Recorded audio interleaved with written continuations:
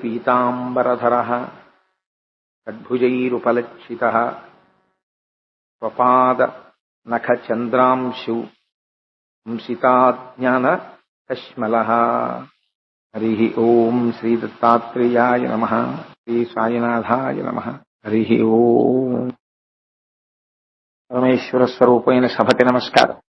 నిన్నటి రోజున దత్తాత్రేయ స్వామి వారు కూర్చునేటటువంటి భంగిమ గురించి, వారు పట్టుకున్నటువంటి ఆయుధాల గురించి, ఆయుధాలని గురుస్వరూపంగా పట్టుకున్నప్పుడు వచ్చేటటువంటి విలువ గురించి, వాటి వెనకాతల కలిగేటటువంటి ప్రయోజనం గురించి మీకు కొంతవరకు నేను మనవి చేసి ఉన్నాను.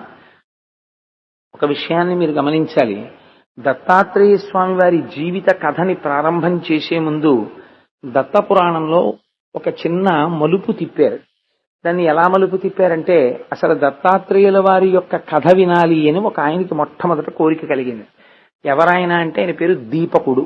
దీపకుడు అనబడేటటువంటి ఒక శిష్యుడికి తన గురువు అయినటువంటి వేదధర్ముడు అనబడే ఆయన్ని ప్రశ్న వేశాడు. ఆ వేదధర్ముడు అంగిరసుడు అనబడేటటువంటి ఒక బ్రహ్మర్షి వచ్చినటువంటి మహర్షులందరికీ వారి వారి సందేహములను నివృత్తి చేస్తూ గోదావరి నదీ తీరమునందు ఆశ్రమ నిర్మాణము చేసుకుని అందరికీ ఉపదేశం చేస్తూ సంతోషంగా కాలం గడుపుతున్నటువంటి రోజులలో ఈ వేదధర్ముడనబడేటటువంటి ఋషి కూడా అక్కడికి చేరి ఒక ఆశ్రమాన్ని నిర్మించుకుని తపస్సు చేసుకుంటున్నారు. ఆయనకి శుశ్రూష చేశాడు ఈ దీపకుడు. శుశ్రూష చేస్తున్నటువంటి రోజులలో గమ్మత్తు జరిగింది.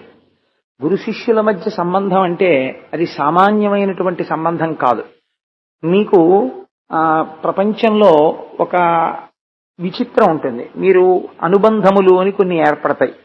ఈ అనుబంధములన్నీ కూడా ఎలా ఉంటాయంటే, ఏదో మనస్సుతోటి లేదా విషయ ప్రయోజనముతో కూడినటువంటి అనుబంధములు మాత్రమే అయి ఉంటాయి. నేను మీకు ఒక ఉదాహరణ చెప్తాను. ఒక తల్లి తండ్రి, అక్కడ కదండి ప్రారంభం మనం ప్రపంచంలోకి రావడం అన్నది. ఒక తల్లికి తండ్రికి ఒక కుమారుడుగానో ఒక కుమార్తెగానో మనం జన్మించిన తర్వాత సాధారణంగా ఎవరో తప్ప వీడు మహాజ్ఞాని అయిపోవాలి, వీడేదో వైరాగ్యంతో ఉండాలి అని అనుకోరు కదా. వీడు కూడా మాలాగే వివాహం చేసుకుని మంచి ఉద్యోగం చేసుకుని చక్కగా 10 మంది పిల్లల్ని కానీ 20 మంది మనవాళ్ళని కానీ 30 మంది ఇను మనవాళ్ళని కానీ అది ఆశీర్వచనం చేస్తారు పండగ వస్తే తల మీద నూనె పెట్టి. అందుకని అలా ఉండాలని కోరుకుంటారు. కాబట్టి మొదట తల్లి తండ్రి అనుబంధం, తర్వాత అక్క చెల్లెళ్ళు అన్నదమ్ములు, ఆ తర్వాత పెద్దవాడవుతాడు తన భార్య, తన పిల్లలు, తన బావలు, తనతోటి మరదళ్ళు, లేకపోయినట్టయితే ఆ వదినలు, ఇలా అనుబంధాలు ఏర్పడతాయి. ఈ అనుబంధాలన్నిటికీ ప్రాతిపదిక ఏది? శరీరమే ప్రాతిపదిక. మీరు ఒక రహస్యాన్ని గమనించండి. ఇది ఎక్కడ పుట్టింది అన్నదాన్ని ఆధారం చేసుకుని మిగిలినటువంటి అనుబంధాలన్నిటినీ గీస్తారు. ఈవిడకి ఈయనకి జన్మించినాడు తల్లి తండ్రి, ఈయన కూతుర్ని వివాహమాడినాడు మామ, ఈయన తమ్ముడి భార్య మరదలు, ఈయన అన్న భార్య వదిన, ఇలా అన్ని శరీరముతోడి సంబంధాలే. ఈ శరీరము పడిపోయిందనుకోండి, ఈ శరీరము పోయిందనుకోండి, ఈ అనుబంధాలన్నీ ఏమైపోతాయి? అన్నీ పోతాయి అంత ఒకేసారి. ఆ శరీరం ఎంతసేపు ఉంటుందో ఈ అనుబంధాలన్నీ అంతసేపు ఉంటాయి. కానీ చెరిగిపోనటువంటి కొన్ని కోట్ల జన్మల యొక్క ప్రయోజనంతో నిలబడిపోయేటటువంటి సంబంధము ఒక్కటే ఉంది ప్రపంచంలో. ఆ సంబంధం ఏదో తెలుసా అండి? గురు శిష్య సంబంధం. గురువు అలా ఏదో అనుబంధంతో వచ్చిన వాడు కాడు. ఏదో ఈ శరీరముతోటి ఆయనకేమీ బంధుత్వం ఉండదు. ఆయన ఎవరండి, ఆయన మీకేమవుతారు అని అడిగారనుకోండి, ఆయన ఏమీ ఎవరు, ఆయన ఏమవుతారు, గురువు గారు ఏమవుతారంటే ఏం చెప్తారు మీరు? గురువు గారికి మీకు బంధుత్వం ఏమి ఉండక్కర్లేదు. గురువు ఎవరు అంటే గురువుతో దేహ బంధుత్వం ఉండదు. ఒక్కొక్క నాడు అదృష్టవశాత్తు అలా బంధుత్వం ఉందనుకోండి, ఒక మహాపురుషుడితో ఒక గురువుతో బంధుత్వం ఉంటే చాలా గొప్పది. అందుకే పెద్దలు అంటారు, ఒకటి గురువు తన శిష్యుణ్ణి చూసి ఆహా మీరా అని పలకరిస్తే అది చాలా గొప్ప ఆశీర్వచనం. అలా ఒక మహాత్ముడు గుర్తుపడితే అసలు. 2, ఒకవేళ ఆయనతో దేహ బంధుత్వం ఉందనుకోండి, ఆయన మీకు అన్నగారో తమ్ముడు, ఒక బావగారో, ఒక తండ్రో ఏదో అయ్యాడు అనుకోండి, అది ఇంక అసలు జన్మజన్మాంతర అదృష్టం. అటువంటి మహాత్ముడి కడుపున పుట్టడమో, అటువంటి మహాత్ముడికి తమ్ముడు అవడమో, అన్నగారు అవడమో అదో అదృష్టం అవుతుంది. అందుకని గురువుతోటి అనుబంధము అన్ని వేళలా దేహముతోటి అనుబంధం ఉంటుందా అంటే, దేహముతో బంధుత్వం ఉంటుందా అంటే ఆ బంధుత్వం ఏమి ఉండదు. కానీ గురువుతోటి అనుబంధము దేనికి పనికొస్తుంది? మరి మిగిలిన వాళ్ళందరూ దేనికి పనికొస్తారంటే మనోస్థాయి వరకు పనికొస్తారు. ఎప్పుడైనా ఏమైనా ఓ రెండు ముక్కలు చెప్తే జ్ఞానానికి సంబంధించి ఏమైనా చెప్తారేమో కానీ అది పెద్ద విశేషమైన జ్ఞానం ఏమి ఉండదు. ఎప్పుడైనా ఏదో రైల్లో కూర్చుని కాసేపు మాట్లాడుకున్నప్పుడు, ఇంట్లో మాట్లాడుకున్నప్పుడు ఏదో రామాయణం, ఏదో కిష్కింధకాండ ఏమైనా రెండు మాటలు మాట్లాడుకుంటారేమో కానీ సాధారణంగా సినిమాలు, టీవీలు, సీరియల్సే ప్రస్తావనకు వస్తాయి. లేకపోతే అలా మన చుట్టాలు వాడు ఎవడో పెళ్లి చేసుకున్నాడు, వీడెవడో వీడికి ఎవరికో కొడుకు పుట్టాడు, వాళ్ళకి ఎవరికో కూతురు పుట్టింది, ఇవే ఉంటాయి అనుబంధాలు. కానీ గురువు దేన్ని మాట్లాడతాడు? గురువు కూడా ఇదే మాట్లాడాడు అనుకోండి, ఇంకా ఆయన గురువు ఎందుకు అవుతాడు? ఆయన గురువు అలా మాట్లాడకూడదు. గురువు మాట్లాడితే అవతల వారి యొక్క ఆత్మోద్ధరణము జరిగే మాట మాట్లాడాలి. ఆత్మోద్ధరణము దేని వల్ల జరుగుతుంది అంటే, మీరు ఒకటి జ్ఞాపకం పెట్టుకోండి, మీరు అసలు గురువు దగ్గరికి వెళ్ళారు అన్నప్పుడే మీకు తెలియకుండానే మీ దగ్గర ఒక వస్తువు ఉంటేనే మీరు వెళ్ళగలరు. ఏది ఉంటే వెళ్ళగలరు అంటే, తెలిసో తెలియకో ఎక్కడో సాధారణ సిద్ధాంతంలో చిన్న భక్తి అన్నది ప్రారంభమైతే గురు దర్శనానికి వెడతారు. ఈ గురువు దేని గురించి మాట్లాడతాడు అంటే, గురువు ఎప్పుడు మాట్లాడినా గురువు మాటలు వైరాగ్యమును ఇచ్చేటటువంటి మాటలే అయి ఉంటాయి. వైరాగ్యం అనగానేమి? వైరాగ్యం అంటే చాలా మంది దృష్టిలో వైరాగ్యం అంటే ఏమిటనుకుంటారో తెలుసా అండి? చాలా తేలిక స్థాయిలో, చాలా హీన స్థాయిలో దాని గురించి ఎవరైనా వెళ్ళో పురాణం విన్నాడనుకోండి, అబ్బో ఆయనకి వైరాగ్యం వచ్చేస్తుందండి, ఇప్పటి నుంచి పురాణం ఎందుకండి అంటారు. వైరాగ్యం వచ్చేస్తే అదేదో కొంపలడిపోయేదో, అదేదో ప్రమాదకరమైందో కాదు. వైరాగ్యం ఏమంత తేలిగ్గా వచ్చేసేదేం కాదు. వైరాగ్యం రావడం అంటే అది కొన్ని కోట్ల జన్మల అదృష్టం ఉంటే వైరాగ్యం వస్తుంది. వైరాగ్యము అన్న మాటకు అర్థం ఏమిటో తెలుసా అండి? వైరాగ్యము అంటే సుఖమును అనుభవించి ఇది నిజమైన సుఖము కాదు అని తెలుసుకొనుట. ఈ మాట గమ్మత్తుగా ఉంటుంది మీకు. సుఖమును అనుభవిస్తాడు, అనుభవించి ఇది నిజమైన సుఖము కాదు అని చెప్తాడు. అలా చెప్పాలి అంటే గురువుకి మొట్టమొదట ఆ సుఖము సుఖము కాదు అన్న జ్ఞానము గురువు లోపల తెలుసుకుని ఉండాలి. తెలుసుకుని ఉంటే గురువు చెప్పగలడు. లేకపోతే గురువు ఎలా చెప్తాడు? మీకు నేను ఒక ఉదాహరణ చెప్తాను. మీరు చూడండి, ఏ వస్తువునైనా తీసుకోండి మీరు, అది ఓ చక్కెర పొంగల్ అవ్వచ్చు, వంకాయ కూర అవ్వచ్చు, కొత్త బట్ట అవ్వచ్చు, ఇంకోటి అవ్వచ్చు. మీరు ఏదో మీకు ఇష్టమైన పదార్థము, మీకు ఏం పదార్థం చాలా ఇష్టమో అని అడిగాం అనుకోండి, నాకు గులాబ్ జామ్ అంటే చాలా ఇష్టం అండి అన్నారు అనుకోండి. మీరు మా ఇంటికి వచ్చినప్పుడు ఓ 2 గులాబ్ జాములు పెట్టాను అనుకోండి, తింటారు. తిని ఏమంటారు? అబ్బా చాలా బాగున్నాయండి గులాబ్ జాములు అంటే. అబ్బాయి భలేవరే, మీకోసం ఒక 100 గులాబ్ జాములు చేయించాం, తినండి అని ఇంకో 2 పెట్టాం అనుకోండి, తింటారు. ఆ తర్వాత మీరు ఎలా వెళ్ళిపోదామా అని ఆలోచన మొదలు పెడతారు. పోనీ ఇంకో 2 తిన్నారనుకోండి, ఆ తర్వాత ఏమంటారు? ఏమంటే ఎందుకలా హింస పెట్టేస్తారు నన్ను? ఏడు గులాబ్ జాములు ఇష్టం అన్నాను కానీ 100 గులాబ్ జాములు తింటానని మీకు చెప్పానే, అలా తప్పండి అది అంటారు. ఎక్కడి వరకు వచ్చింది ఇప్పుడు ఈ స్థితి? ఈ గులాబ్ జాముల రీత్యా మీకు కోపం రావడం మొదలైంది. 100 గులాబ్ జాములు పెడతాను మీరు తినవలసిందే అని నిగ్రహిస్తేనే, పిచ్చా వెర్రే మీకు గులాబ్ జాములు 100 తినడం ఏంటంటారు. అలా తిని చూడండి, మీకు ఇష్టమే కదా అంటే 10 తింటారు, 11వ తింటే కక్కు వస్తుంది. ఇప్పుడు మీరు ఒకటి చెప్పండి, నిజంగా గులాబ్ జామ్ అనేటటువంటిది మీకు సుఖము ఇవ్వడమే సత్యమైతే ఎన్ని గులాబ్ జాములు తిన్నా అది సుఖమే ఇవ్వాలి. 11వ గులాబ్ జామ్ దుఃఖం ఇవ్వడము, 1వ గులాబ్ జామ్ సుఖం ఇవ్వడము ఉండవుగా, అన్నీ సుఖం ఇవ్వాలి. మరి ఒకటి సుఖం ఇచ్చి 11వది దుఃఖం ఎందుకు ఇస్తోంది అంటే, సుఖము కాని దుఃఖము కాని గులాబ్ జామ్ నందు లేదు. ఎక్కడుంది సుఖం కాని దుఃఖం కాని? మనస్సులో ఉన్నాయి. అది కొంతవరకు అనుభవిస్తుంది. ఏ పదార్థాన్నైనా అనుభవించేశాక అంటుంది ఇది ఏం సుఖం అంటుంది. కానీ దానికి ఉన్న గమ్మత్తు ఏమిటో తెలుసా అండి? అందుకే శ్మశాన వైరాగ్యం, ప్రసూతి వైరాగ్యం, పురాణ వైరాగ్యం అంటారు. అలా అప్పుడు అంటుంది. మళ్ళీ 3 రోజులు పోయిన తర్వాత మళ్ళీ గులాబ్ జామ్ ఉంటే బాగుండంటుంది. మళ్ళీ అప్పుడు సుఖం అంటుంది. ఇది సుఖమా దుఃఖమా? అది ఎప్పటికీ మిమ్మల్ని తేలనివ్వదు. సుఖమో దుఃఖమో తెలియకుండా మిమ్మల్ని అలా తిప్పుతూనే ఉంటుంది. ఈ తిరగడంలోనే బ్రతుకైపోతుంది. గురువు ఏం చెప్తాడు? ఓరి పిచ్చాడా, అసలు ఆ వస్తువులో సుఖము లేదు దుఃఖము లేదు, నీ మనస్సులో ఉంది ఈ అంతర్నాటకం అంతా. నువ్వు గమనించి నువ్వు సుఖం అన్నప్పుడు నోరు మొయ్యి, ఇలా నువ్వు నాకు ఎన్ని మాటలు చెప్పావు అని నువ్వు అడగగలిగితే దాని బ్రతుకు బయటపడిపోతుందిరా. సుఖ దుఃఖములన్నవి నీలోనే ఉన్నాయి. నీ మనస్సుని నిగ్రహిస్తే అసలు సుఖము దుఃఖము అన్నవి లేనే లేవు. నువ్వు సుఖస్వరూపుడవు. అని చెప్తారు. ఇప్పుడు ఏమైంది? ఇప్పుడు సుఖము సుఖమని ఇంత ముందు వెంపర్లాడిన దాంట్లో సుఖం లేదని తెలుసుకున్నాడు. ఇప్పుడు ఏమైంది? అబ్బే అది సుఖం కాదు దుఃఖం కాదండి అన్నాడు. ఇలా తెలుసుకుని నిలబడగలగడం వైరాగ్యం. ఈ వైరాగ్యం ఒక్క గురువు మాత్రమే ఇయ్యగలడు. గురువు ఇచ్చిన అయితే గురువు వైరాగ్యం గురించి బోధ చేస్తాడు శిష్యులకి. బోధ చేసినంత మాత్రాన ఒక 200 మంది శిష్యులు విన్నారనుకోండి గురువు గారి దగ్గర, అందరు శిష్యులకి వైరాగ్యం వంట పట్టేసింది అని మీరు అనుకుంటే చాలా పొరపాటు. అది అలా ఏం వంట పట్టదు, అది మళ్ళీ అటు ఇటు కదిలిపోతుంది. మీకు నేను ఒక ఉదాహరణ చెప్తాను. రామకృష్ణ పరమహంస తరచు ఈ ఉదాహరణ చెప్పేవారు. ఒక దంపతులు వెళ్లి ఒక గురువు గారి దగ్గర వైరాగ్యం గురించి వింటూ ఉండేవారు. ఆయన ఏముందిరా ఈ సుఖం, ఈ శరీరం ఏముంది, ఇది ఒకనాడు పడిపోతే ఇందులోంచి ఊపిరి వెళ్ళిపోతే ఇది బిగదీసుకుంటుంది. కట్టె ఎలా నిలబడుతుందో అలా నిలబడుతుంది ఈ శరీరం. ఒక కర్రని ఒకవైపు పట్టుకుని ఎత్తితే ఎలా నిలబడుతుందో ఇందులోంచి ఆఖరి ఊపిరి వెళ్ళిపోయిన తర్వాత లోపల ఉండిపోయినటువంటి వాయువు అంతా బయటికి వెళ్ళిపోతుంటే మెల్లమెల్లగా మెల్లమెల్లగా అది కొయ్యల్లే అయిపోతుంది శరీరం. అయిపోయి తల పట్టుకుని ఎత్తితే కాళ్ళ వరకు కర్ర లేచినట్టు లేస్తుంది, కాళ్ళట్టుకు పైకి లేపితే తల వరకు పైకి లేస్తుంది, కర్ర అయిపోతుంది. కాబట్టి దీని ఏముంది, దీనిలో ఏం లేదు, ఇది అశాశ్వతమైన వస్తువు. దీన్ని పట్టుకుని నువ్వు వెంపర్లాడతావేమిటి? దీనిలో ఉండి నువ్వు సత్యాన్ని తెలుసుకోవాలి అంతే తప్ప ఇందులో ఉండి నువ్వు అసత్యాన్ని పట్టుకుని అసత్యంలో ఎలా మడిసిపోతావు? ప్రాజ్ఞత కలిగిన వాడిగా ఈ విషయం తెలుసుకో అని గురువు బోధ చేస్తాడు. ఈ వైరాగ్యం అందిపోయినట్టే ఉంటుంది.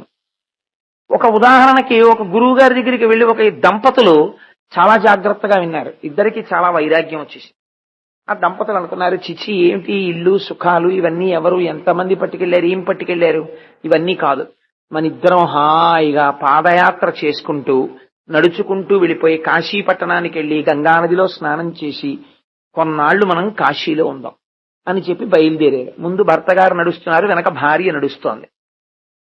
కొంత దూరం నడిచి వెళ్ళారు. వెళ్ళిన తర్వాత దారిలో ఒక చిన్న వజ్రం ఒకటి కనపడింది. కనపడితే భర్త ఆ వజ్రాన్ని చూశాడు. చూసి అనుకున్నాడు, వెనక భార్య వస్తోంది, ఈ వజ్రాన్ని మా ఆవిడ కానీ చూసిందంటే అమ్మ బాబోయ్ ఏమండి వజ్రం దొరికింది మనకంటుంది, దొరికిన తర్వాత ఈ వజ్రం పట్టుకుని కాశీ వరకు వెడితే దొంగలు కొట్టేస్తారేమో, అందుకని చెప్పి ఈ వజ్రం పట్టుకుని మనం ఇంటికి వెళ్ళి ముక్కు పుడకో ఉంగరమో చేయించుకుని ఇంట్లో పెట్టుకుని మళ్ళీ వెడదామంటుంది, దాని వైరాగ్యం పాడైపోతుంది, అందుకని చెప్పి వజ్రం మా ఆవిడ కంట పడకుండా నేను కాసేపు చూస్తాను అని ఆ వజ్రం మీద కాలు పెట్టి తొక్కి పెట్టాడు. తీరా భార్య దగ్గరికి వచ్చేటప్పటికి వజ్రం కాలు కిందే ఉందో పక్కకుందో చూసి కనపడుతుందేమో భార్యకని ఇలా ఓసారి చూసి కనపడకుండా మట్టిలోకి నొక్కేద్దామని కాలుతో నొక్కి ఇలా ఇలా ఇలా రాస్తున్నాడు. భార్య వెనకాతలు నడుస్తోంది, ఆవిడ దగ్గరికి వచ్చింది. దగ్గరికి వచ్చి ఆవిడ చూసింది, ఏమిటండి అలా రాస్తున్నారు ఆగి కాలు పెట్టి అని. ఆవిడ కనపడింది వజ్రం. ఆవిడంది, ఎందుకు అలా రాస్తున్నారు కాలు పెట్టి ఆ వజ్రాన్ని, ఎందుకు అలా రాస్తున్నారు కాలు పెట్టి అంది. వజ్రాన్ని అనలేదు ఆవిడ. అంటే ఆయన అన్నాడు, నేను ఇంతవరకు వచ్చిన తర్వాత మళ్ళీ అబద్ధాలు ఆడడం ఎందుకు, నిజం చెప్పేస్తున్నాను, ఈ వజ్రం నీ కంట పడితే నీ మనస్సు మారుతుందేమో అని కనపడకుండా కాలు పెట్టాను అన్నది.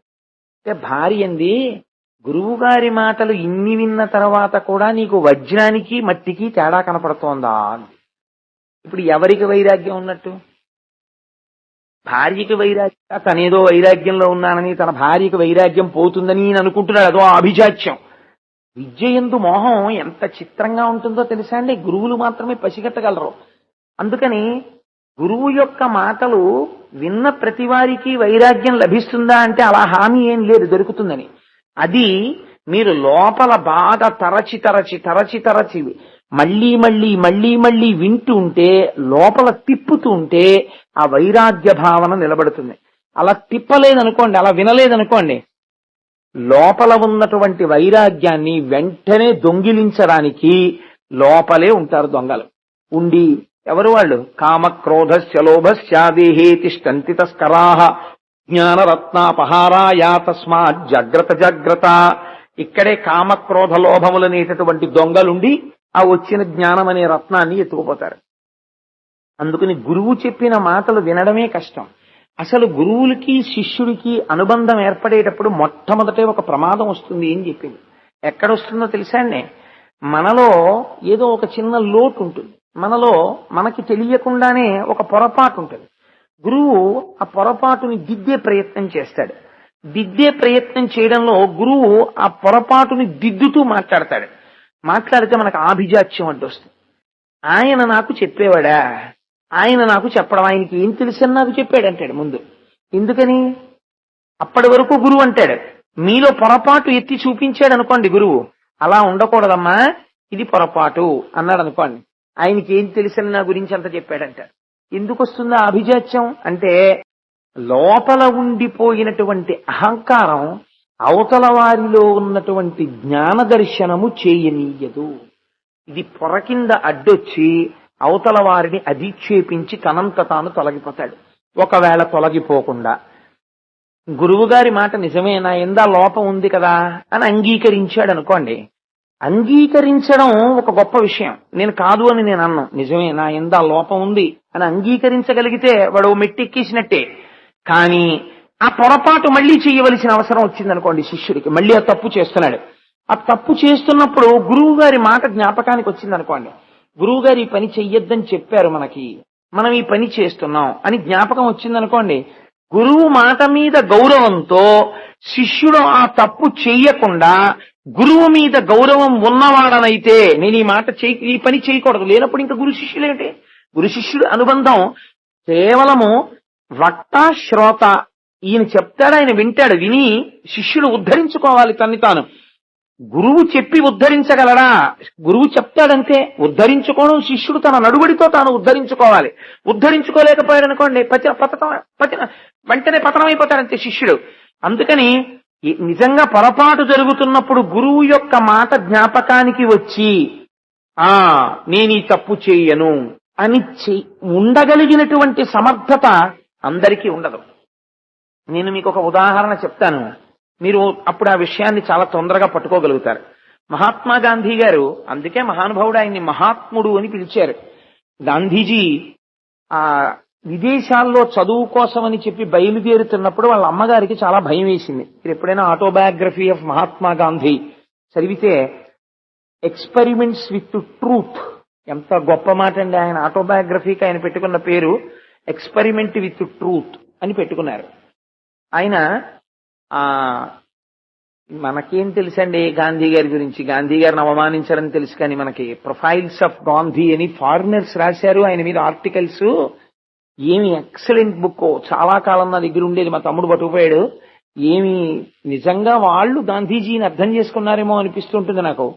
అందుకని మనం ఏం గౌరవిస్తున్నాం ఆయన్ని, ఆయన పేరు మనం ఎక్కడ చెప్పుకుంటున్నాం, ఆయన చెప్పిన సిద్ధాంతాల్లో ఎన్ని మనకి తెలుసు. ఇవాళ మన పిల్లల్లో ఎంతమందికి గాంధీజీ జీవిత చరిత్ర తెలుసు, ఎంతమందికి గాంధీజీ జీవిత చరిత్రలో ఉండేటటువంటి కొన్ని సంఘటనలు మన జీవితాన్ని ఉద్ధరించగలవి అని మనం చెప్పుకోగలిగిన స్థితిలో ఉన్నాం. మన జాతిపితకి సంబంధించినటువంటి విషయాలే ఇవాళ మన పిల్లల పుస్తకాల సిలబస్లో లేవు. అంత దారుణమైన స్థితిలో ఇవాళ మనం ఉన్నాం. మహాత్మా గాంధీ విదేశాల్లో చదువుకోవడానికి వెళ్తున్నప్పుడు వాళ్ళ అమ్మగారు బెంగ పెట్టుకున్నారు. పుతలీబాయిని ఆవిడ పిలిచి, రేనైనా నువ్వు విదేశాల్లో చదువుకోవడానికి వెడుతున్నావు, అక్కడ మద్యము విరివిగా దొరుకుతుంది, మాంసాహారము దొరుకుతుంది, మగువులతో స్వేచ్ఛగా విహరించగలిగినటువంటి స్థితి ఉంటుంది. ఈ మూడింటి చేత నువ్వు పాడైపోతావని నాకు బెంగగా ఉంది అన్నారు. అంటే ఆయన అన్నారు, అమ్మా నేను ఆ మూడింటి చేత పాడైపోతానని కదా నువ్వు బెంగ పెట్టుకున్నది, ఈ మూడిటి యందు నేను మోహబుద్ధితో ఉండకుండా ఈ మూడింటిని స్పృశించకుండా ఉంటానని నీకు ప్రమాణం చేస్తున్నాను. అంటే తల్లిగారు అన్నారు, ఈ ప్రమాణం నా దగ్గర కాదు, మన కులగురువులు ఒకరు ఉన్నారు, నువ్వు మన కులగురువుల దగ్గరికి వచ్చి ఈ ప్రమాణం చేయగలవా అని అడిగారు. అడిగితే తప్పకుండా నేను చేస్తానమ్మా అన్నారు. అంటే గాంధీ గారిని విదేశాలకు పంపించే ముందు, ఓడెక్కించే ముందు వాళ్ళ అమ్మగారు కులగురువుల దగ్గరికి తీసుకెళ్లారు.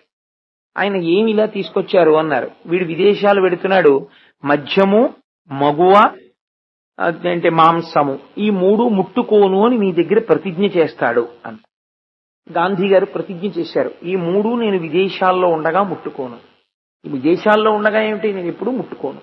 విదేశాల్లో అయితే మరీ స్వేచ్ఛగా దొరుకుతాయి కాబట్టి వారు విదేశాలకు వెళ్ళిపోయారు. మహానుభావుడు ఎన్ని కష్టాలు పడ్డాడో ఆ మాట నిలబెట్టుకోవడానికి. మాంసాహారము వారు ఎప్పుడూ ముట్టుకోలేదు. వారు ఎన్నడూ మద్యమును సేవించలేదు. కానీ వారి జీవితంలో ఒక పరీక్షా సమయం ఏర్పడింది మగువ విషయంలో.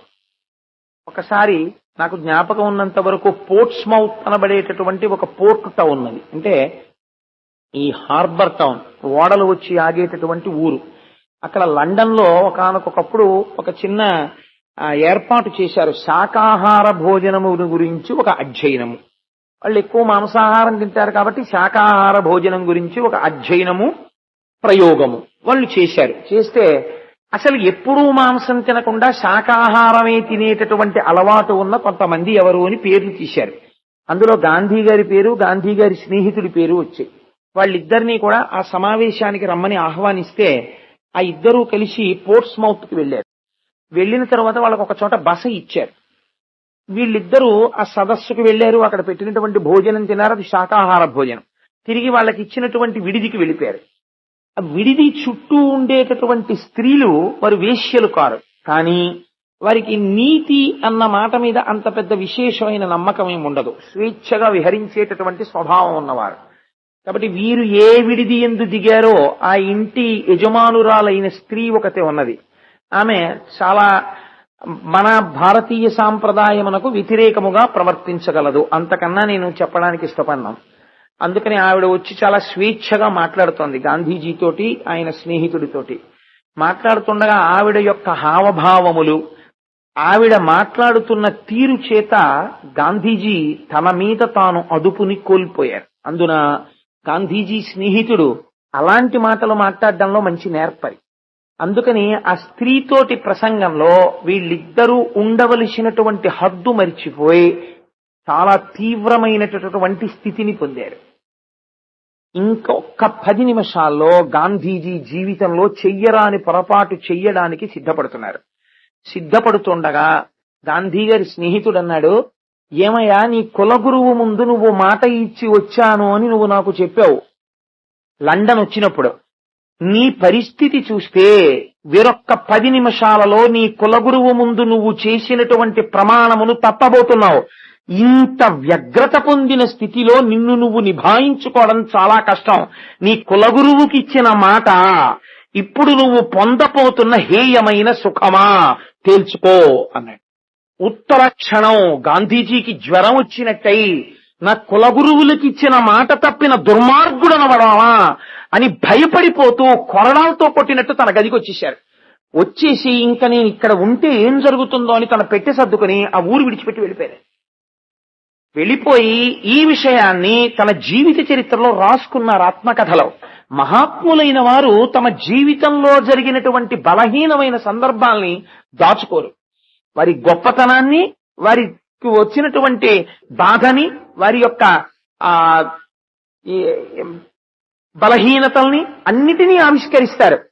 చూడండి, గాంధీజీ ఆ రోజున కానీ కులగురువుకి ఇచ్చినటువంటి మాటకి నేను కట్టుబడాలి అని తనకి తానుగా ఒక్కసారి జ్ఞాపకాన్ని తెచ్చుకుని ఆ గదిని గాంధీజీ విడిచిపెట్టకుండా మా కులగురువుకి తెలిసొచ్చిందే నేను ఇక్కడ తప్పు చేస్తే అని ఉండి ఉంటే ఇవాళ గాంధీజీని మనం మహాత్ముడు అని పిలిచి ఉండేవారమా?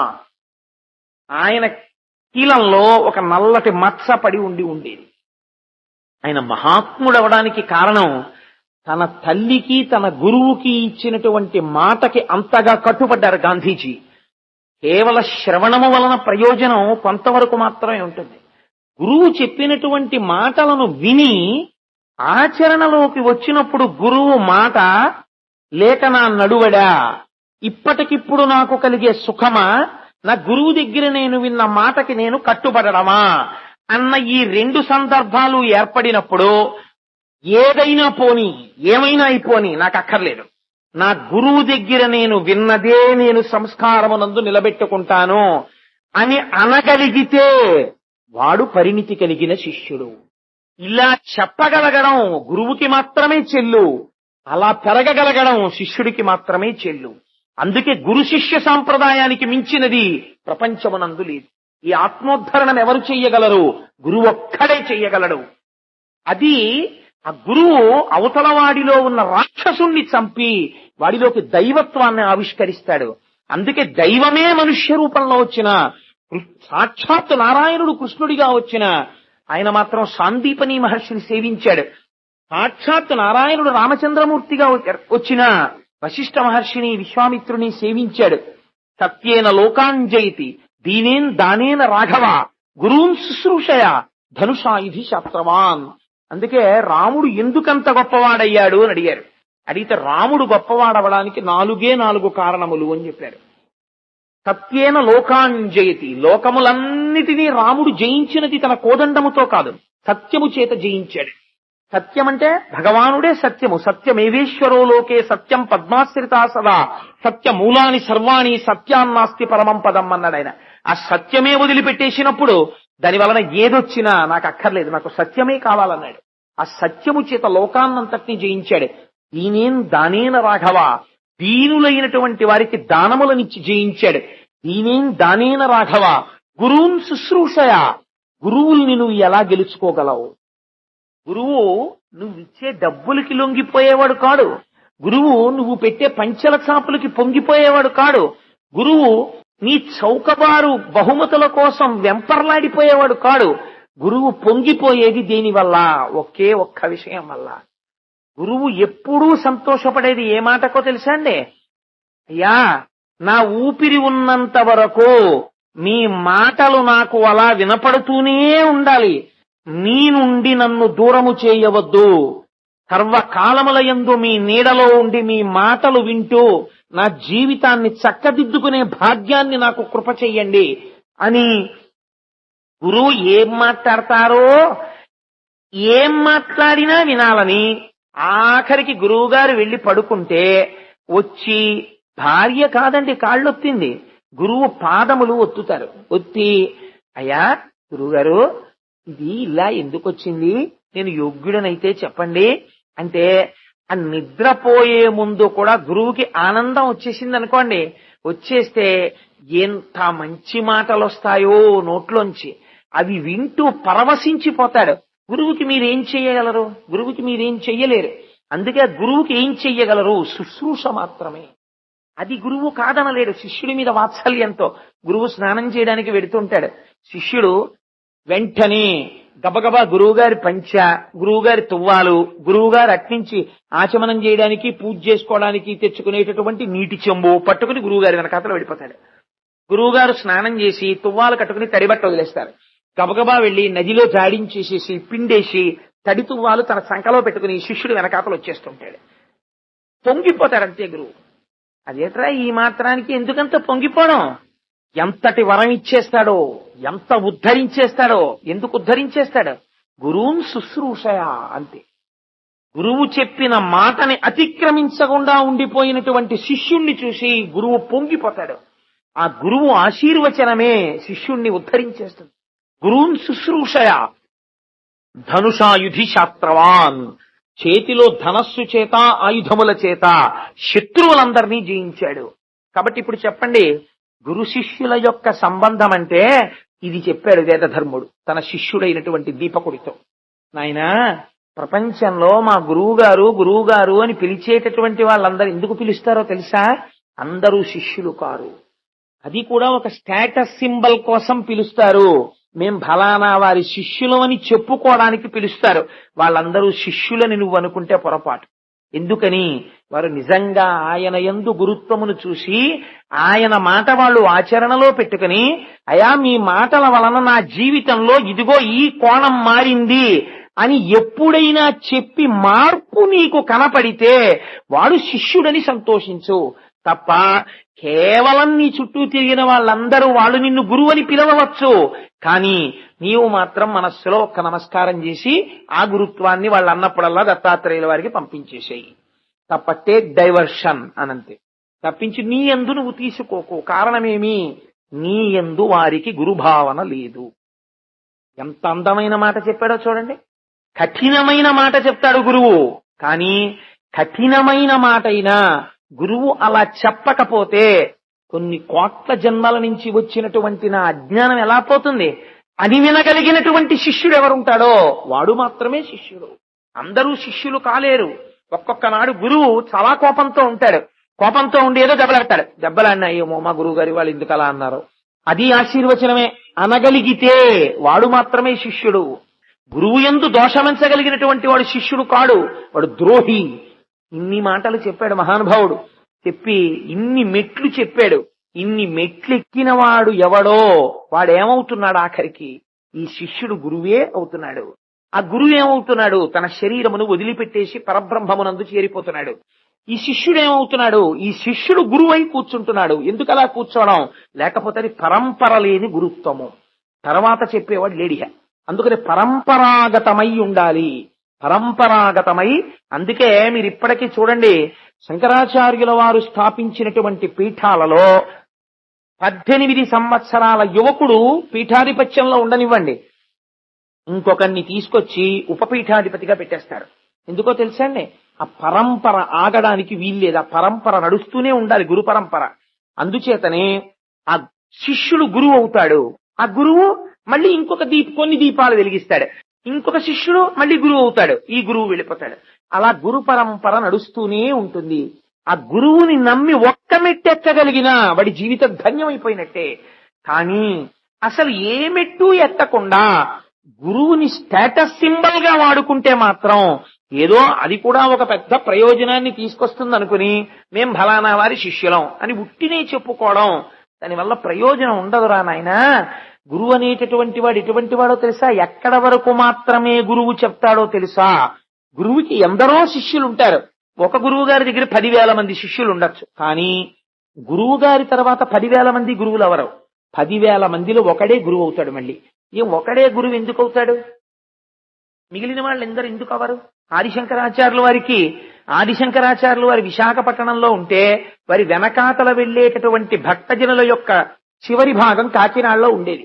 151 మైళ్ల దూరం ఆయన ప్రొసెషన్ నడుస్తుండేది. ఆయన శిష్యులు అంతమంది ఆయనకి శిష్యులైపోయారు ఒకానొక సమయంలో. ఇంతమంది ఉన్నా 4 పీఠాలకి 4 మాత్రమే ఆధిపత్యం ఇచ్చారు. మిగిలిన వాళ్ళందరినీ గురువులని ప్రకటించారా? ప్రకటించలేదు.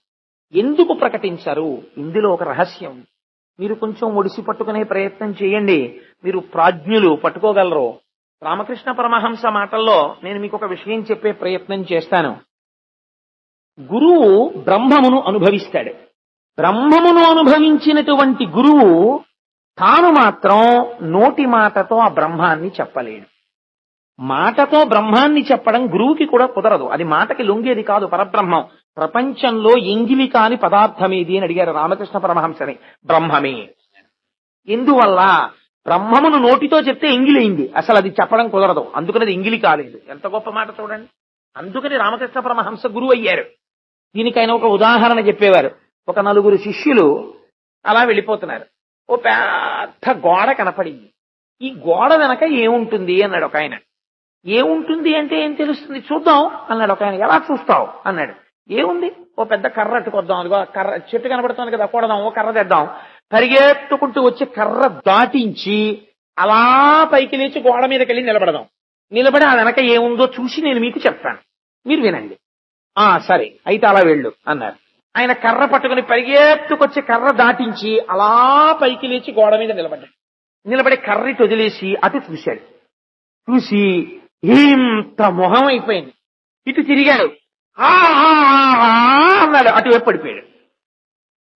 ఒరే ఏం చెప్పాడు రా అన్నారు మిగిలిన 3. ఏమో అటు చూసి ఇంత మొహం చేసుకుని అన్నాడు. అంతేరా అన్నారు. ఏమిటుంటుందిరా మరి, చెప్పినవాడు చెప్తానన్నవాడు పడిపోయాడు, ఇప్పుడు మనకి ఎలా అన్నారు. పోన్లేరా నీ చెప్తాను లేరా, నాకు వచ్చిన వాడు పరిగెత్తినప్పుడు చూశాను కదా, నేను కర్ర దాటించి ఎక్కుతానని 2 ఆయన ఎక్కాడు. ఎక్కి ఆయన గోడెక్కాడు. ఒరే ఏమిటుంది అవతలా అన్నారు మిగిలిన 2.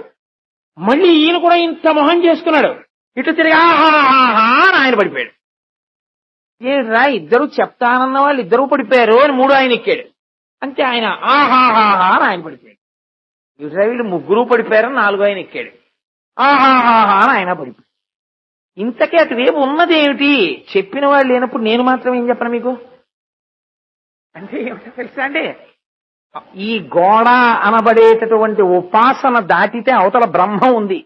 ఆ బ్రహ్మాన్ని చెప్పడం ఇంకా నోటికి కుదరదు. కాబట్టి ఏం చేశారు, ఆ బ్రహ్మమును అనుభవిస్తున్నప్పుడు ఆనందంతో ఆహాహాహా ఓహోహోహో అని సంతోషం, అంతే. అది ఆనంద స్థితి. అది ఇంకా వాక్కుకి దొరకదు. ఆ ఆనందాన్ని వాక్కు నాకు చాలా గొప్ప గొప్పగా ఎంత సుఖంగా నిద్ర పట్టిందోనండి అంటాడు. ఎంత సుఖం చెప్పంటే, ఏడు ఎంత సుఖం అంటే ఏం చెప్పనండి, ఎంత హాయిగా ఉందో నిద్ర. ఏమిటి ఆ హాయి చెప్పంటే, నోర్మై అర్థం ఉందా లేదా, నువ్వు పడుకో తెలుస్తుంది నీకంటే. ఆనందం అంతే, బ్రహ్మానందం. నువ్వు అనుభవించు నీకు తెలుస్తుంది. అంతేగాని నోటితో చెప్పడం బ్రహ్మానందానికి కుదరదు. కానీ గురువు ఒక్కటి చెప్పగలడు, ఏది బ్రహ్మానందం కాదో చెప్పగలడు. ఎలా చెప్పగలడు? దానికి రామకృష్ణ పరమహంసే ఒక అద్భుతమైన ఉదాహరణ చెప్తారు.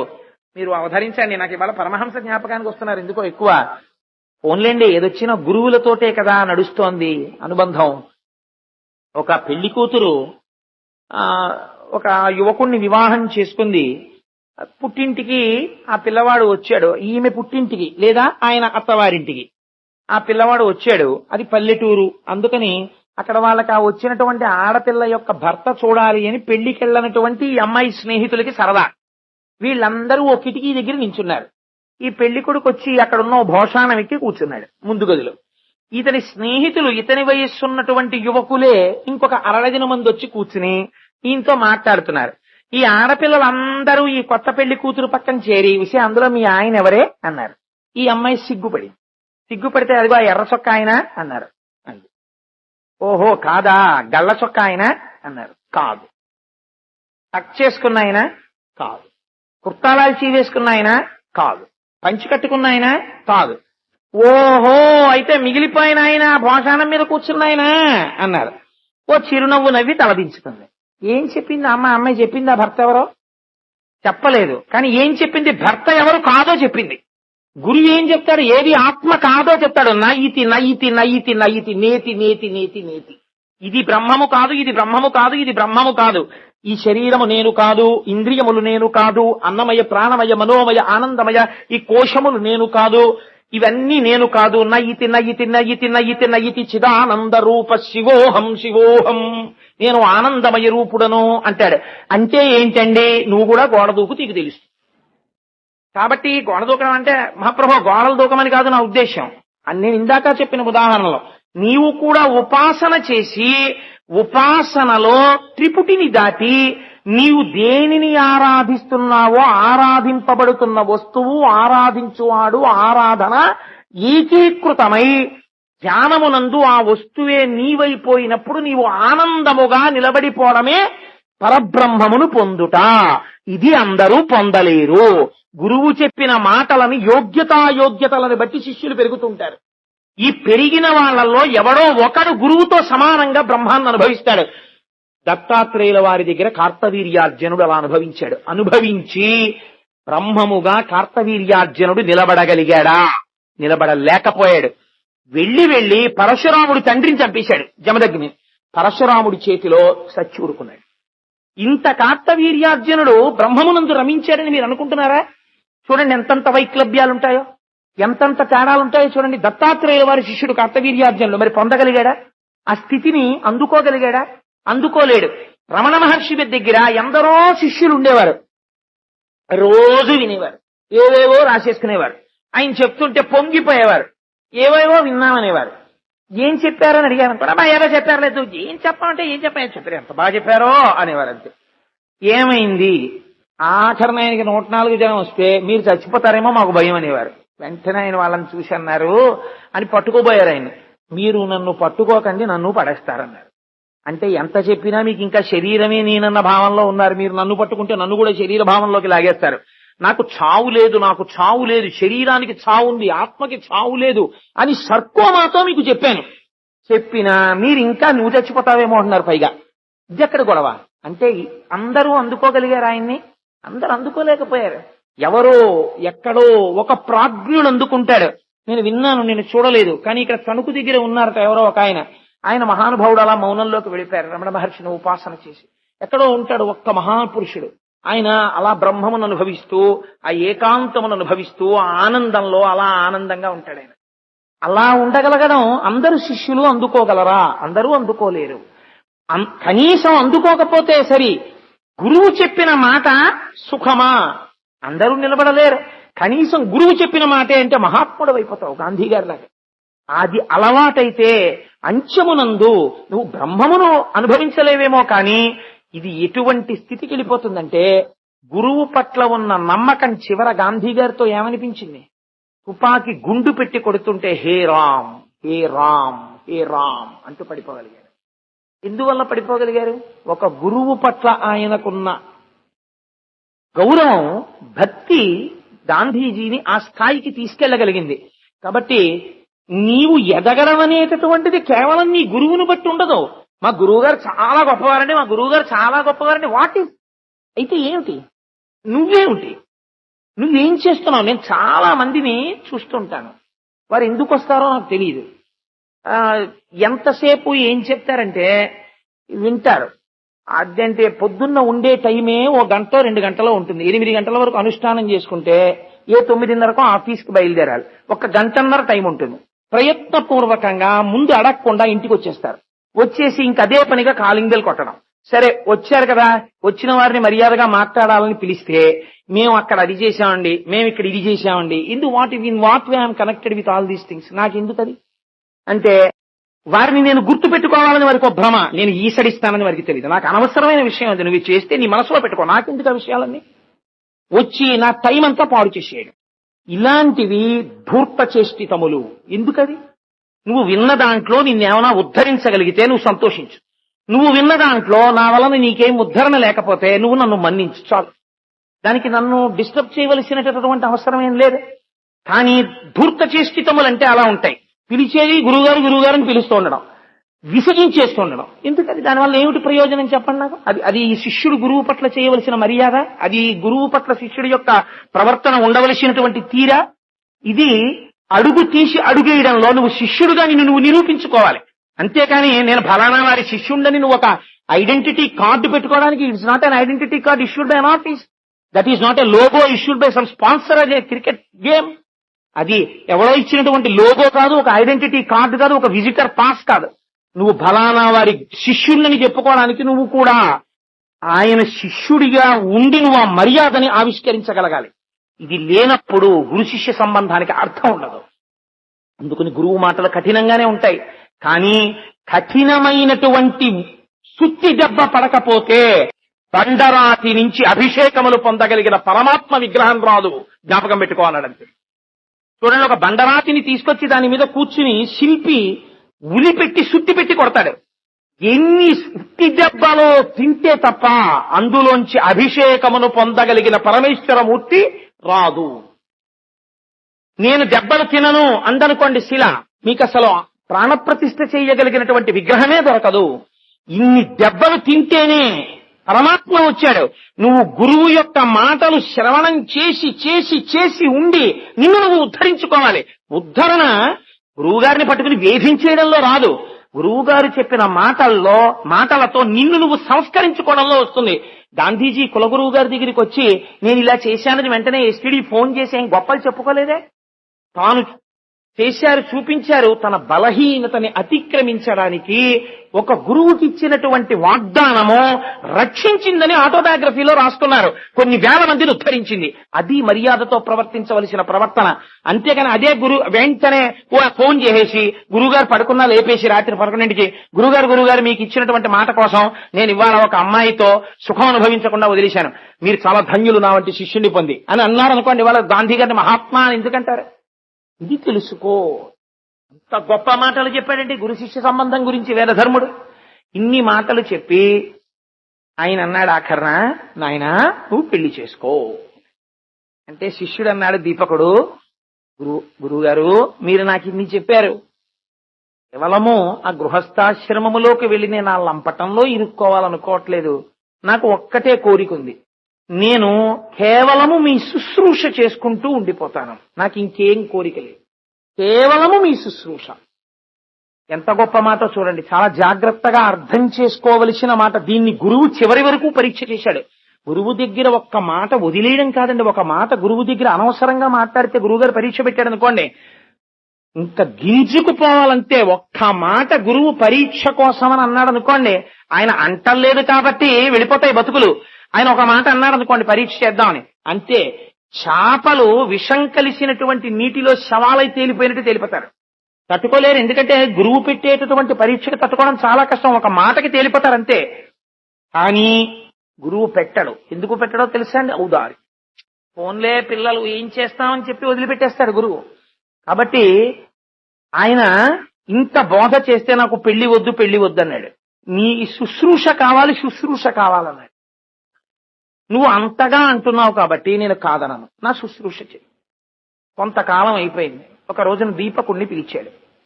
నేను నీకు ఒక విషయం ప్రస్తావన చేస్తాను, నువ్వు చాలా జాగ్రత్తగా విను. తొందరపడి నేను చెప్పాను కదా అని వెంటనే స్పాంటానియస్ అంటారే ఇంగ్లీష్ లో, అలా ఉత్తర క్షణం నువ్వు జవాబు చెప్పద్దు. నువ్వు బాగా ఆలోచించి నాకు జవాబు చెప్పు. నువ్వు ఏ జవాబు చెప్పినా నేను సంతోషిస్తాను. నువ్వు ఇలా జవాబు చెప్తేనే నేను సంతోషిస్తానన్న భావన కూడా నీ మనసులో పెట్టుకోకు. గురువు ఎంత ఔదార్యంతో మాట్లాడాడో చూడండి. నేను గత జన్మలలో చేసినటువంటి పాపము ఉన్నది. ఎవడు చేసిన పాపము వాడు అనుభవించాలి. ఇప్పుడు ఆ పాపము అనుభవైక వేద్యము కాబోతోంది. నేను చేసినటువంటి తపస్సు చేత ఆ విషయాన్ని తెలుసుకున్నాను. నాకు కుష్ఠురోగం రాబోతోంది, నాకు అంధత్వం రాబోతోంది. ఒకటి, కళ్ళు కనిపించవు. రెండు, కుష్ఠురోగం. ఈ రెండిటితో నేను సతమతం కాబోతున్నాను. ఇది ప్రాయశ్చిత్తమునకు లొంగదు. అందుకని నేను వారణాసి క్షేత్రమునకు వెళ్ళిపోయి ఆ వారణాసిలో నా పాప ఫలితాన్ని అనుభవించాలి అనుకుంటున్నాను. నేను ఒక పాపం చేసి ఆ పాప ఫలితాన్ని నేను అనుభవించకుండా దాన్ని తప్పుకోవడానికి ఏమైనా మార్గం ఉందేమో నేను ఎందుకు వెతకాలి. ఎంత నిజాయితీ అయిన మాట మాట్లాడుతున్నాడో చూడండి. అందుకు గురువు అయ్యాడు ఆయన. కాబట్టి నేను నా పాప ఫలితమును అనుభవించాలనుకుంటున్నాను. ఆ సమయంలో నాకు కళ్ళు ఉండవు, నా శరీరము కుష్ఠరోగముతో బాధపడుతుంటుంది. కాబట్టి నువ్వు నాకప్పుడు శుశ్రూష చేయగలవా అని ఆలోచించి కదండి చెప్పమన్నాడు. అయ్యా ఇలా ఉండి ఏమైనా 4 మాటలు చెప్తుంటే ఏదైనా చేయగలను కానండి, అలా అయితే కొంచెం కష్టమేమోనండి అని ఏమైనా అంటాడేమో, అలా నువ్వేం చెప్పినా నేనేం బాధపడ్డాడు ఆయన. ఇది గురువు యొక్క ఔదార్యం అంటే. శిష్యుడు అన్నాడు, గురువర్యా దీనికి ఆలోచించవలసిన అవసరం ఏముంది? మీకు కుష్ఠరోగమే రానివ్వండి, అంధత్వమే రానివ్వండి, శుశ్రూష అనగానేమి మీ శరీరమును సేవించుట, దాని వలన మీ మనస్సు సంతోషించుట. అందుకని మిమ్మల్ని నేను సేవిస్తాను, ఆ విషయంలో సందేహం లేదు. అందుకని నేను మీతో కాశీ వచ్చేస్తాను, తీసుకెళ్ళండి అన్నాడు. మాటకి నిలబడగలవా? నేను మిగిలిన శిష్యులను అడగలేదు, నిన్ను మాత్రమే అడిగాను. ఎందుకంటే నువ్వు ఇతపూర్వం ఈ మాట అన్నావు. ఇప్పుడు కూడా నేనేమనుకోను, నిలబడగలవా అని అడిగాడు. ఇప్పుడు మీరు ఒక విషయం చాలా జాగ్రత్తగా జ్ఞాపకం పెట్టుకోవాలి. ఎందరో శిష్యులున్న వేదధర్ముడి దగ్గర ఒకడు ముందు పరీక్షగా నిలబడ్డాడు. చూడండి, అందరూ నిలబడగలిగారా? ఒక్కడే నిలబడ్డాడు. మిగిలిన వాళ్ళల్లో ఎవ్వడూ కూడా ఇది విన్నవాడు వచ్చి ఏమంటే ఆయన ఒక్కడు ఏమిటంటే మేము కూడా వస్తాం అన్నవాడు లేడు. ఆయన ఒక్కడే అన్నాడు ఈ మాట. గురువు శిష్యుడు కాశీకి వెళ్ళిపోయారు. ఏదో భిక్ష చేస్తున్నారు, తెచ్చుకున్న పదార్థం తింటున్నారు, జీవితం వెళ్ళిపోతోంది. ఈ వెళ్ళిపోతున్నటువంటి రోజుల్లో అకస్మాత్తుగా ఒక ఆశ్చర్యకరమైనటువంటి సంఘటన జరిగింది. ఒక రోజు ఉదయం నిద్ర లేచేసరికి ఆ వేదధర్ముడి యొక్క శరీరం అంతా కూడా ఈ కుష్ఠరోగపు జాడ ప్రారంభమైపోయింది. ఒంటి నిండా మచ్చలు వచ్చేసాయి, పుళ్ళు పట్టేసాయి. క్రమక్రమంగా చూపు తగ్గిపోయింది. ఎప్పుడైతే శరీరం అంతా పుళ్ళు పడిపోయాయో ఆ పుళ్లల్లోంచి కారుతున్నటువంటి చీము నెత్తురు తాగడం కోసమని ఈగలు ముసిరిపోయాయి. ఆ శరీరంలోంచి ఒక పుల్లటి కంపు బయలుదేరింది. దానికి తోడు అంధుడు, కళ్ళు కనపడవు. ఈ శరీరాన్ని ముక్కల ముక్కల కింద కొరికేస్తోంది ఆ కుష్ఠరోగం. దాంతో వ్యగ్రత, బాధ, కళ్ళు కనపడవు. ఉన్నది ఒక్కడే, దీపకుడు ఒక్కడే తనకి సేవ చేయడానికి వచ్చినవాడు. దీపక అని పిలుస్తున్నాడు. మనస్సులో బాధ తట్టుకోలేక వ్యగ్రత వస్తోంది. నిజంగా ఆయనకు వస్తోందో పాప ఫలితం అనుభవించడానికి వచ్చినటువంటి వాడు అంత తొందరగా కోపానికి గురవుతాడా? పరీక్ష చేస్తున్నాడో శిష్యుణ్ణి. ఏమో, ఈ పరీక్ష పాస్ అవ్వడం అంటే అంత తేలిక కాదు. ఈ పరీక్ష పాస్ అయితే వీడు పొందే అదృష్టం ఏం మామూలు అదృష్టం కాదు. చూడాలి నిలబడగలడో నిలబడలేడో. అందుకని పిలిచి దూషిస్తున్నాడు.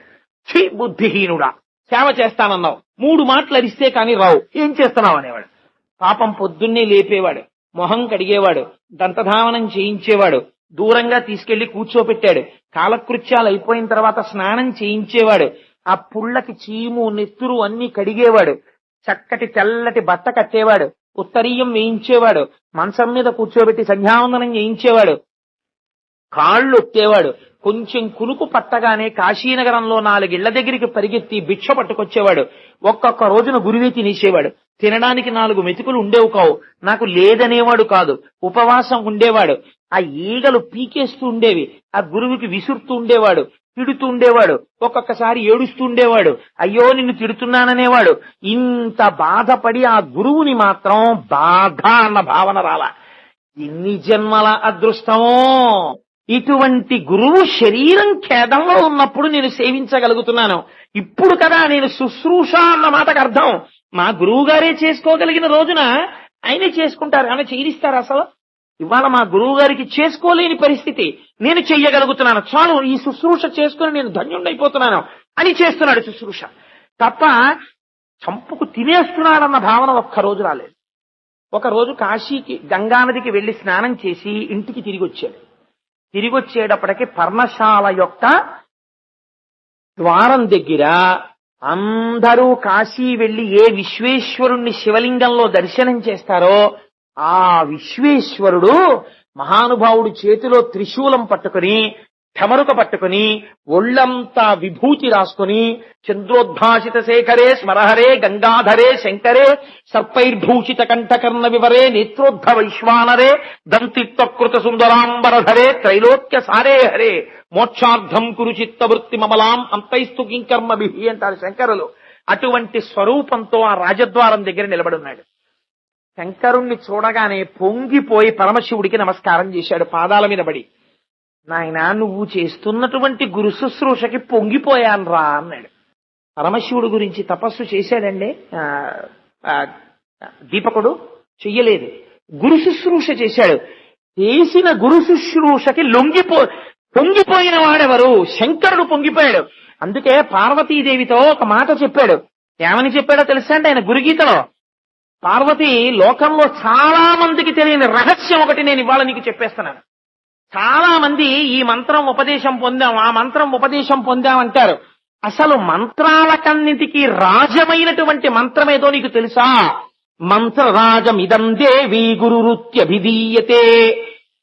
నిజంగా అటువంటి నడువడి కలిగినటువంటి గురువుగారు జీవితంలో దొరికి, గురువుగారు అని ఆయన్ని పిలవడం, ఆ గురువు గారి పాదాలకి నమస్కారం చెయ్యడం, అలాంటిది దొరకనే దొరకదు. అలాంటి వ్యక్తి దొరికి గురువుగారు అని పిలవగలిగితే వాడు మంత్రరాజమును ఉపాసన తీసుకుని వాడు ఆ మంత్రాన్ని అక్షరలక్షలుగా మంత్రాన్ని ఉపాసన చేసినట్టు.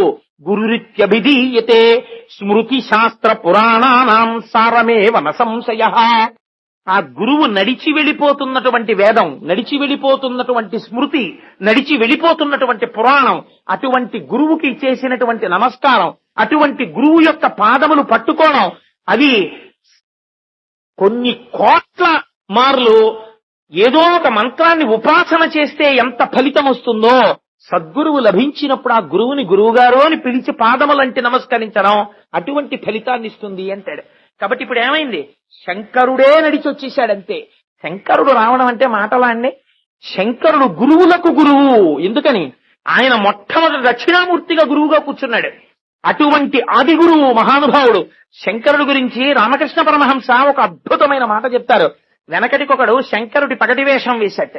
శంకరుడి పగటి వేషం వేసి ఒక ఐశ్వర్యవంతుడు ఇంటి ముందుకెళ్లి నిలబడ్డాడు ఢమరుక వాయిస్తే ఆ ఐశ్వర్యవంతుడు వచ్చి చేతిలో 10 రూపాయల కాగితం పట్టుకుని చేతిలో వేయిపోయాడు. మీరు నాకు 10 రూపాయలు ఇస్తా అన్నారు, గుర్తుపెట్టుకోండి అని పక్కింటికి వెళ్ళిపోయాడు. మళ్ళీ ఢమరుక వాయించాడు. ఆ కొట్లో ఆయన బయటకు వచ్చి 5 రూపాయలు ఇవ్వబోయాడు, గుర్తుపెట్టుకోండి అని పక్క కొట్టుకు వెళ్ళిపోయాడు. మళ్ళీ ఢమరుక వాయించాడు. ఆయన వచ్చేదో ఇంకో 2 రూపాయలు ఇవ్వబోయాడు, గుర్తుపెట్టుకోండి అని వెళ్ళిపోయాడు. ఇంటికి వెళ్ళిపోయి ఈ వేషం అంతా విప్పేసి స్నానం చేసేసి ఎవడు వేషం కట్టాడో వాడు వచ్చి, అయ్యా ఇందాక 10 రూపాయలు ఇస్తా అన్నారు కదా, ఇవ్వండి అన్నాడు. ఆయన అన్నాడు, ఎరా ఇందాక నువ్వు శివుడి వేషం కట్టొచ్చినప్పుడు ఇస్తా అన్నప్పుడే తీసుకోవచ్చు కదా, వేషం విప్పేసి వచ్చావు ఎందుకు రా అన్నాడు. ఏమండే, పరమశివుడు దక్షిణామూర్తి పరమ గురువు. ఒకరి దగ్గర ఇలా చెయ్యి చాపి అడుక్కోవడం గురువుకి చేత కాదు. గురువు ఉన్నదాంతో తృప్తిలో ఉంటాడండి. అటువంటి గురువులకు గురువైన పరమశివుడు వేషం కట్టి మీరు ఇచ్చిన 10 రూపాయలకి చేయబట్టనా? పట్టలేదు, వేషం ఇప్పొచ్చి పట్టానన్నాడు. అది గురువు అంటే. అటువంటి గురువు ఇవాళ ఒరే నాయనా నీకు ఏమివ్వనరా అని చెయ్యి చాపి నించున్నాడు దీపకుడి ముందు. ఎవరి కోసం? గురువుకు చేసిన శుశ్రూషకి శంకరుడు అలా లొంగిపోయాడు. ఆయన అన్నాడు, నాకు అంటూ కోరికేం లేదు, మా గురువు గారిని అడిగొచ్చి చెప్తాను ఉండండి. ఇది శుశ్రూష అంటే. గొప్ప మాట చూడండి. దీపకుడిలా ఎవరు మాట్లాడగలరు? అని లోపలికి వెడితే పరమశివుడు వీధిలో గుమ్మం దగ్గర అలా నిలబడ్డాడు. ఆయన అడిగొచ్చి చెప్పడం కోసం.